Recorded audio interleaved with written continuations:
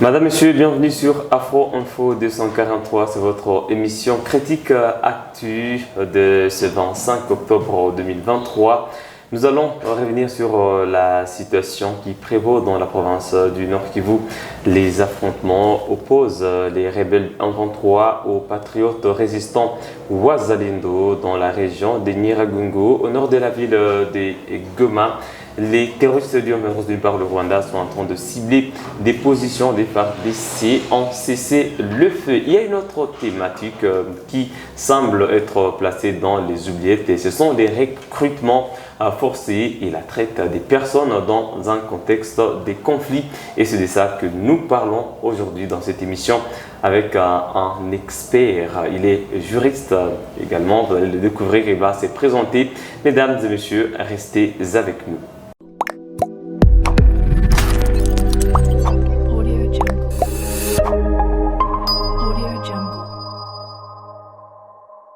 Et pour parler de cette thématique, nous recevons Maître Eric Migabo. Il est en tout cas engagé dans cette thématique. Vous allez le découvrir dans un instant. Maître Eric Migabo, bonjour et bienvenue. Bonjour, Jospin. Qui est Maître Eric Migabo? Bon, au fait, Maître Eric Migabo, c'est un acteur de première ligne qui lutte contre la traite des êtres humains, donc l'esclavage moderne, entre autres. Et là, nous sommes en train de mener un lobby, nous sommes en train de mener une lutte qui est noble pour essayer d'éradiquer cet hydre de la traite qui nous complique ces derniers temps. Avant d'entrer dans le fond, dans la profondeur de votre thématique, c'est quoi l'association avec les contextes de crise au Nord Kivu? Si nous savons qu'il y a eu des recrutements forcés, des enfants dans l'armée, d'autres qui sont venus des zones un peu éloignées du Nord Kivu pour être recrutés dans les IDF, des enfants qui ne savent même pas d'idéologie. Est-ce que cela aussi peut être associé à la traite des êtres humains? Tout à fait, ça c'est vraiment une traite parce qu'avant de parler traite, nous devons voir, il y a trois dimensions qui se dégagent. Il y a l'acte, le moyen et la finalité. Parlant des actes, nous voyons le recrutement, nous voyons les transports, nous voyons les transferts, l'hébergement et l'accueil. Parlant de moyens, nous voyons le menace, le recours à la force, l'enlèvement, fraude, tromperie et abus d'autorité. Et abus aussi de vulnérabilité. Et la finalité, c'est quoi? C'est l'exploitation pour la prostitution, l'exploitation sexuelle, l'esclavage et trafic des organes, menace mendicité forcée plutôt, travail forcé, adoption pour des fins d'exploitation d'autrui. Maintenant, dans ces cas sous examen, on a vu des jeunes être recrutés au niveau du site Kivu et ils ont été amenés. Donc, ils ont été déplacés du site Kivu jusqu'ici au Congo pour... Jusqu'au Nord Kivu. Jusqu'au Nord Kivu plutôt, pour travailler avec le M23. L'RDF également. Oui, l'RDF, M23. Et après quoi, ces jeunes, ils sont mis à la première ligne pour être tués, pour qu'ils ne puissent pas savoir l'idéologie que le RDF M23 sont en train de mener. Et là, il y a même des tromperies qu'ils utilisent, une ruse qui se cache, parce qu'ils leur promettent une vie heureuse là où ils iront. Soit non, nous irons en Ouganda pour rester dans les camps, aller en Europe, tout ça. Parce que bon, il y a une vulnérabilité quelque part de ces jeunes. Et là maintenant, le bourreau profite de cette vulnérabilité pour exploiter la personne pour des fins de guerre et autres choses. Et dans le cas précis, vous avez parlé aussi des cas d'exploitation et d'abus sexuels. On a documenté plus de 1500 cas d'abus et de violences sexuelles autour de la ville de Goma. Qu'est-ce que vous faites à votre niveau comme acteur de première ligne? Oui, ce qui est vraiment sidérant, ce qui est vraiment compliqué de ces derniers temps, c'est de voir que même dans les camps des déplacés, il y a ces genres de violations faites à la femme qui se commettent. Nous voyons que la femme est exploitée et ça laisse à désirer. Et on est là, on observe, mais nous sommes en train de mener le plaidoyer pour que ce genre de cas ne puissent pas se répéter à tout moment. Alors, nous avons vu les FARDC présenter 2 ou 3 éléments du M23 qui se sont rendus et qui ont avoué avoir été recruté par la force. Ce n'est pas le premier forfait du M23. Dans le Rutshuru, dans le Masisi, dans le Nyiragongo, c'est le cas. Vous avez quel message à ces jeunes qui pensent qu'il y a du miel, du lait au sein des groupes armés qui ont des ambitions belliqueuses comme le M23 soutenu par le Rwanda? Au fait, le seul message à donner, c'est que les jeunes qui sont là-bas, de l'autre côté, qu'ils puissent se rendre. Qu'ils puissent se rendre parce qu'eux-mêmes savent qu'ils ont été transportés par des menaces, par la rise, et pensaient que non, il y avait une vie meilleure qui s'est pointée à l'horizon, mais ils ont été formés pour tuer leurs semblables, pour tuer leurs frères. Et la plupart de ces gens, vous verrez qu'ils ne connaissent même pas. Ils ne connaissent même pas le milieu. Voilà, l'idéologie. Ils sont trompés. Tout à fait. Même le milieu, ils ne connaissent pas le milieu, là où ils sont en train de mener les affrontements en question. Donc, le message à leur donner, c'est de se rendre. Il y a le programme DDRR qui DDRCS, bien sûr. Oui, donc ils peuvent se rendre à la MONUSCO et ils auront de quoi avoir. Donc, ils auront une insertion facile dans la communauté. Alors concrètement, le plaidoyer que vous menez, c'est au sein de quelle structure et comment ça se passe? Au fait, le plaidoyer que nous sommes en train de mener, nous avons été formés d'abord comme acteurs de première ligne par l'APLTP. Aujourd'hui, donc l'APLTP, c'est l'Agence pour la prévention et la lutte contre la traite des personnes. C'était une agence au sein du cabinet du président de la République, mais aujourd'hui, c'est devenu la coordination en charge de la jeunesse, la lutte contre les violences faites à la femme et traite des personnes. Donc c'est l'agence qui chapeaute ces genres d'activités. Et là, nous sommes en train de vulgariser parce qu'il y a une loi nouvelle qui a été promulguée par les chefs de l'État en décembre dernier, en décembre 2022. Donc c'est la loi c'est la loi numéro 022 067 dit 26 décembre 2022, modifiant et complétant les décrets du 30 janvier 1940 portant code pénal congolais en matière de prévention et la répression des traites des personnes. Donc, la loi est éloquente à la matière et nous savons qu'avec cette loi, nous aurons vraiment à mettre derrière le barreau, derrière même le bar de fer, tous ces bourreaux qui vont se comporter, donc tous ces bourreaux qui iront à marge de la loi. Et que prévoit la loi à l'égard des responsables de groupes armés, des seigneurs de guerre qui recrutent des enfants, des mineurs par la force dans des zones de conflit? Au fait, la loi pour le moment est très éloquente et d'ailleurs est très contraignante à la matière. Donc la peine va de 8 à la perpétuité même. Donc pour la personne qui tombera dans ces genres de transport, de transfert, d'hébergement et pour des fins d'exploitation d'autrui. Donc, et il y a même des amendes qui vont jusqu'à 100 millions de francs congolais. Donc nous voyons que le gouvernement a bien travaillé pour mettre cet outil à notre disposition pour mener notre lutte à bien. Et pour ces jeunes mineurs, des enfants, une fois quittés les groupes armés, vous les accompagnez par des actions de justice pour qu'ils puissent encore se retrouver dans la communauté en toute quiétude, pour qu'ils ne soient pas victimes des préjugés, peut-être qu'ils sont terroristes et tout, le consort. Comment vous travaillez avec le PDDRCS?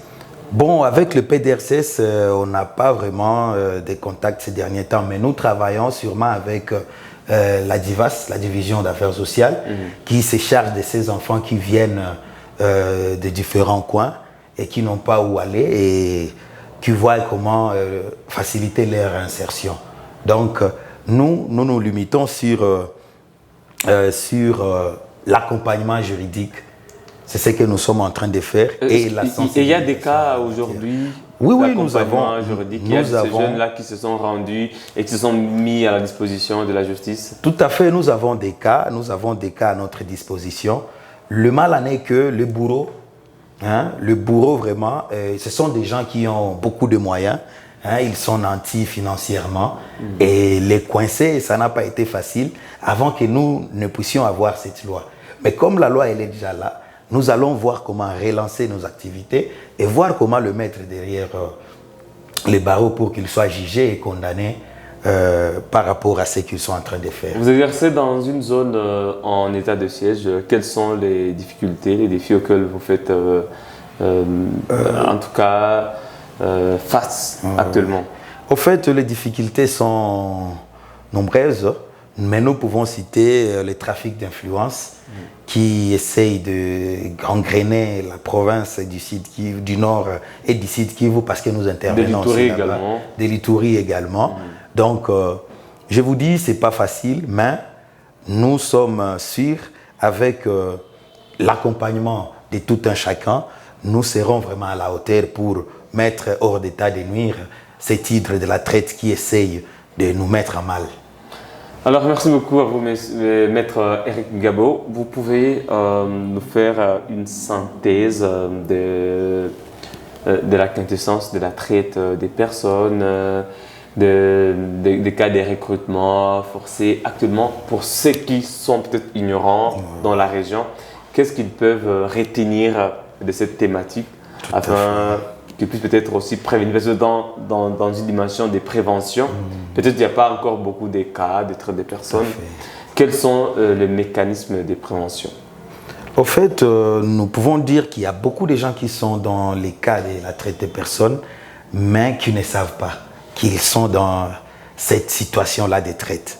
Mais avec les démarches que nous sommes en train de faire, les sensibilisations que nous sommes en train de mener au niveau des universités, au niveau des agglomérations, comme dernièrement nous étions à Ngangui 3. Donc, avec ce genre d'activité, les gens sauront réellement qu'est-ce qu'est la traite de personnes. Mais il y a ceux-là qui sont recrutés, il y a ceux-là qui sont trompés, il y a ceux-là qui sont amenés quelque part pour des fins d'exploitation. Un cas similaire avec les réseaux sociaux ces derniers temps. Tu vois, on t'écrit un message disant « Christian, bon, on t'appelle, fais toutes tes valises et viens chez nous en Afrique du Sud, quoi. » Et toi, tu fais tes valises. Arrivant en Afrique du Sud, on te confisque le passeport, on te prend tout et tu restes là en train de faire soit la zoophilie ou en train de servir comme domestique. Hein? Et là, tu n'as pas le temps de partir et tu es rémunéré dérisoirement. Donc, c'est un peu ça. Il y a ceux-là qui sont dans ce genre de situation, mais ne savent pas.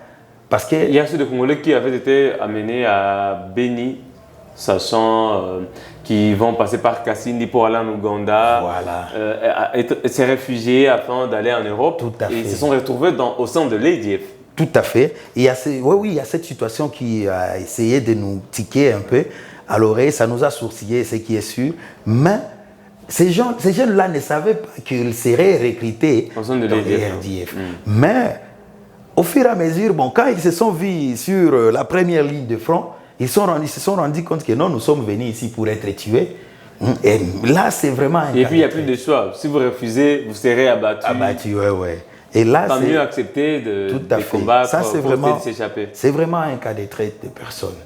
Parce que la traite de personnes, avec ces trois éléments, l'acte, le moyen et la finalité. Donc, la finalité doit être cette exploitation de l'homme. Doit être cette exploitation. Parce que, il y a une situation aussi ici chez nous à Goma, il y a des maisons de tolérance où vous voyez des filles être amenées, des filles mineures, on les enlève au village, on paye pour les transports, on les amène pour les héberger. C'est très fréquent ça. Oui. Et il y a une maman qui est là, qui perçoit l'argent. Quand vous faites le rapport sexuel avec la fille, et la mère perçoit l'argent. Et puis elle va payer. Voilà, elle va payer la fille dérisoirement. De la semaine, ou soit elle achète juste les babouches à la fille, ou elle envoie une pagne à la maman de la fille.